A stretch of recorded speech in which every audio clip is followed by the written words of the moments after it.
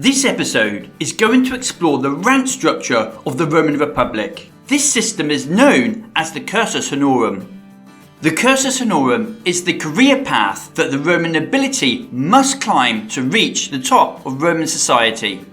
The Roman Republic was an extremely competitive society, and it was expected of a Roman noble to enter what was a political and military career in order to honour his family name. This episode is a collaboration with Mr. Moustache Animated Stuff. Mr. Moustache does a wide range of animated history videos, from alternative histories to his latest series on the Roman Empire.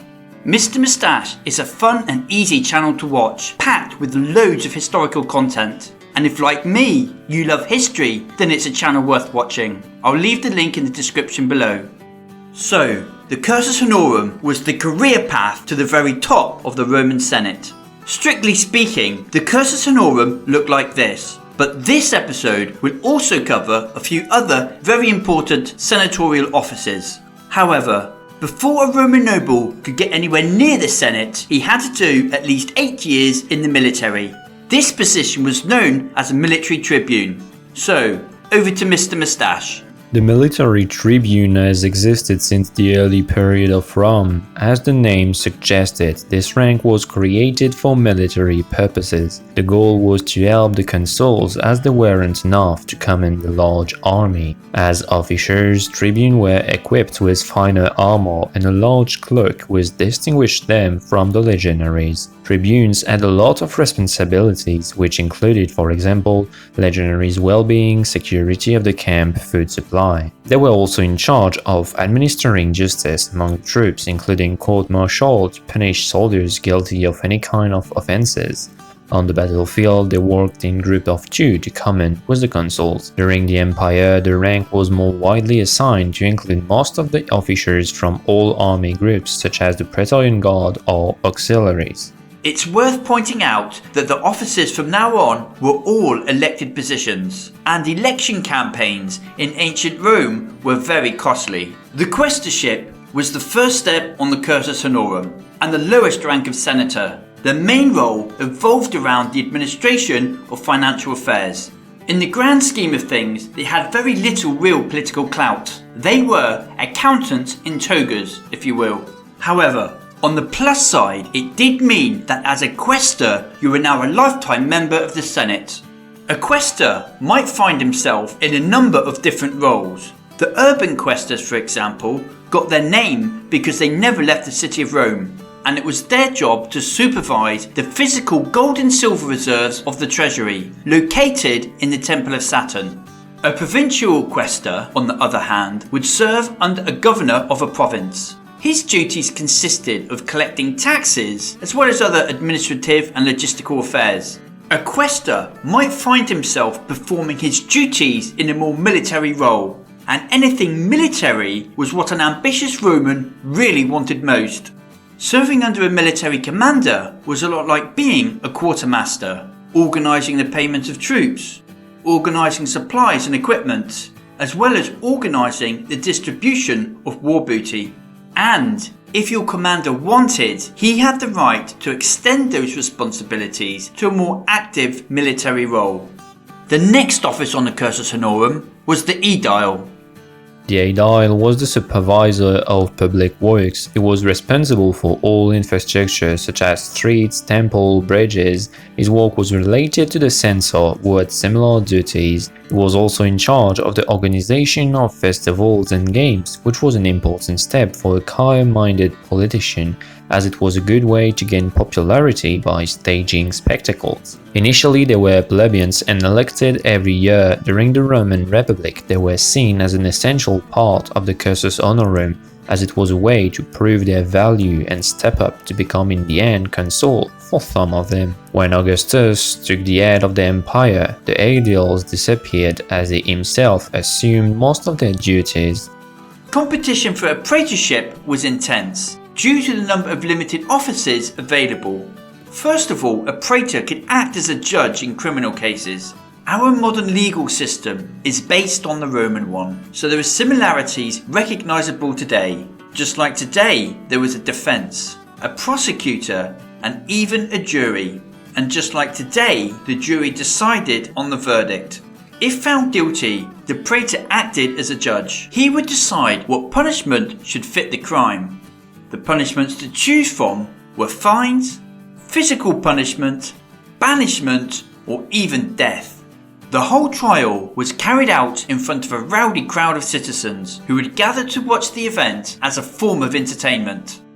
After his praetorship, the office holder would serve 1 more year as a pro-praetor. This means he would get the opportunity to command an army or even govern a province. Any opportunity for military leadership meant opportunity for glory and to make a name for yourself. Also, successful campaigns could be very profitable. The spoils of war and all that. Equally profitable was governing a province, which also opened up opportunities with bribes, skimming off taxes, that sort of thing. There's no shadow of a doubt that being a consul was the top job. It was the height of power on the Cursus Honorum. The Roman Republic was led by 2 consuls at the time. They were both head of the Roman state and commanders of the army. They were elected only for 1 year and could not be re-elected again for 10 years.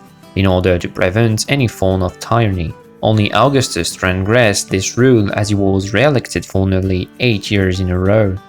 The main role of consuls was to prepare and propose new laws. This required cooperation between the 2 consuls, as either had the power to veto any proposals by the other. As for many other ranks, the rise of the empire under Augustus would spell out the end of the consul. The assembly lost its ability to name a consul yearly, as this function was replaced by the emperor himself.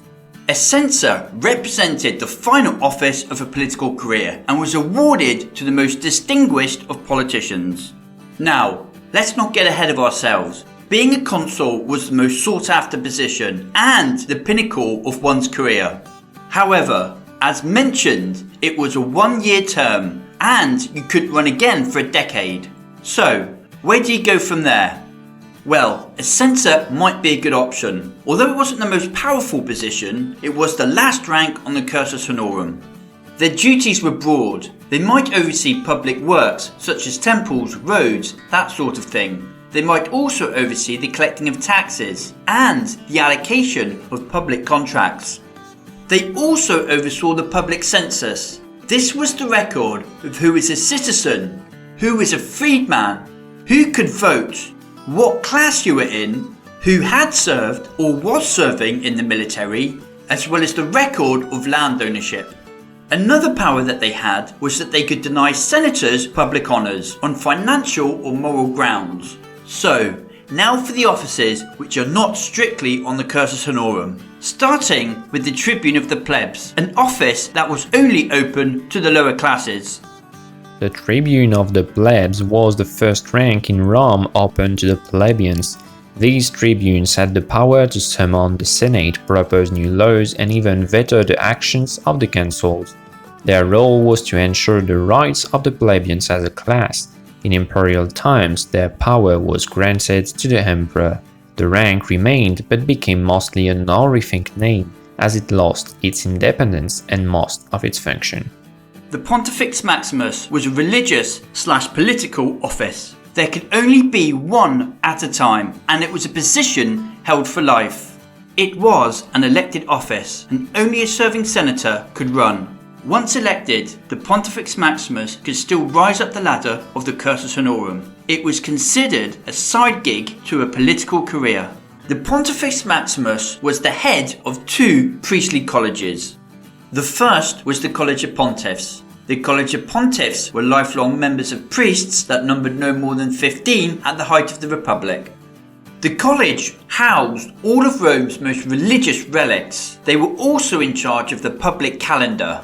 Their main role, however, was to discuss and vote new laws regarding religious life and public morality. The Pontifex Maximus then announced these laws to the Senate. The second college the Pontifex Maximus headed was the Flamen. Again, they numbered just 15, each the head of a cult of a particular deity. Jupiter, Mars, Romulus, so on. The Pontifex Maximus also appointed the Vestal Virgins. They were a small order of priestesses that maintained an eternal flame in the temple of Vesta. And yes, they had to be virgins. The Pontifex Maximus also had the power to fine anyone who he believed had violated any religious or cultural customs in any way.